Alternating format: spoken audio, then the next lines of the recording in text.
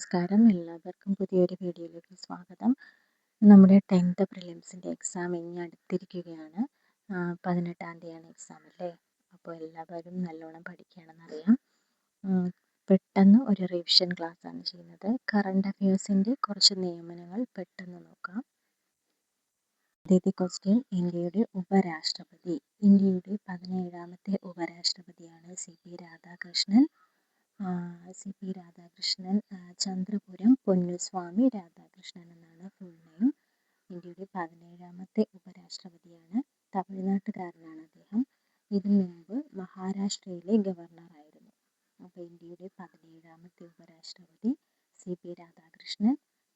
അദ്ദേഹം മുമ്പ് മഹാരാഷ്ട്ര ഗവർണറായിരുന്നു.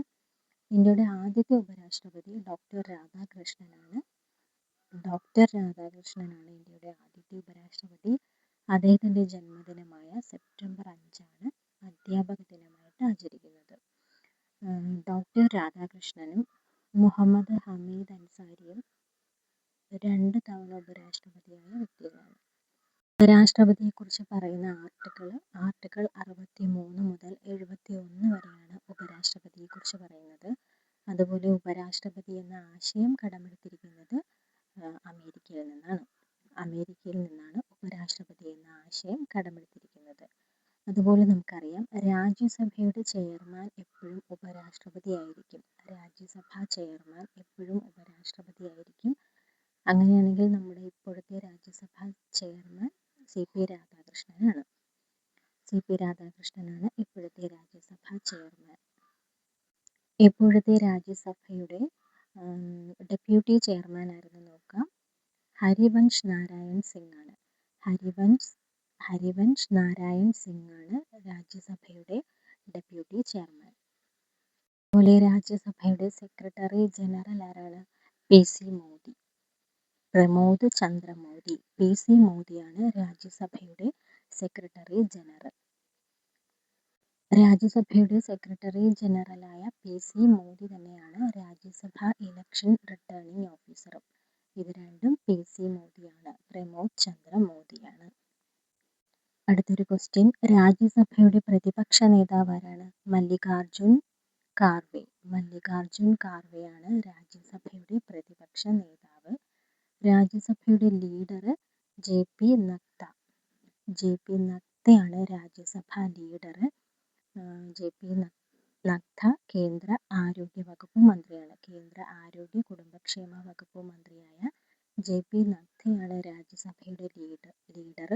രാജ്യസഭയുടെ പ്രതിപക്ഷ നേതാവ് മല്ലികാർജുൻ ഖാർവെയാണ്. രാജ്യസഭയുടെ സെക്രട്ടറി ജനറൽ പി.സി. മോദി. അതുപോലെ ലോക്സഭയ്ക്ക് ചെയർമാൻ ഇല്ല, ഡെപ്യൂട്ടി ചെയർമാൻ ഇല്ല.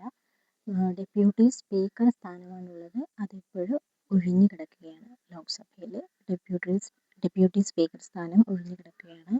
ലോക്സഭയുടെ സെക്രട്ടറി ജനറൽ ആണ് ഉൽപ്പൽ കുമാർ സിംഗ് ആണ് ലോക്സഭയുടെ സെക്രട്ടറി ജനറൽ.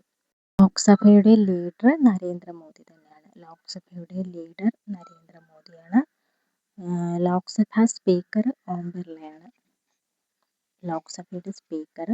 ബിർളയാണ്. അതുപോലെ നമ്മുടെ ചീഫ് ജസ്റ്റിസ് ഓഫ് ഇന്ത്യ ആരാണ്? ഇപ്പോൾ ജസ്റ്റിസ് സൂര്യകാന്താണ് ചീഫ് ജസ്റ്റിസ് ഓഫ് ഇന്ത്യ.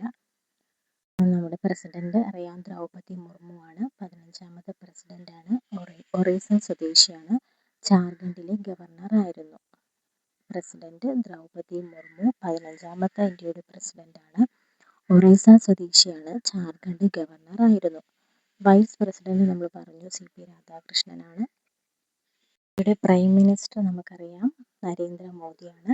2013 മുതൽ നരേന്ദ്രമോദിയാണ് നമ്മുടെ പ്രധാനമന്ത്രി. അദ്ദേഹം 14 വർഷം ഗുജറാത്തിലെ മുഖ്യമന്ത്രിയായിരുന്നു. പ്രധാനമന്ത്രിയെ നിയമിക്കുന്നതുമായിട്ടുള്ള ആർട്ടിക്കിൾ 75 പ്രധാനമന്ത്രിയെ നിയമിക്കുന്നതുമായിട്ടുള്ള ആർട്ടിക്കിൾ.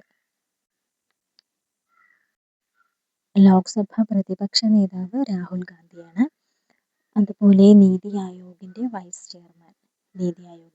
പുതിയ vice chairman Ashok Kumar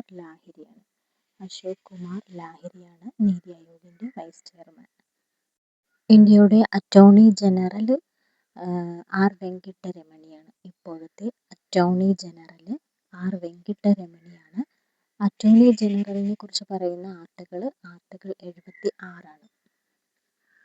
parliament എന്ന് പറഞ്ഞാൽ നമുക്കറിയാം, പ്രസിഡന്റ്, രാജ്യസഭ, ലോക്സഭ ഇത് മൂന്നും ചേർന്നതാണ് പാർലമെന്റ്.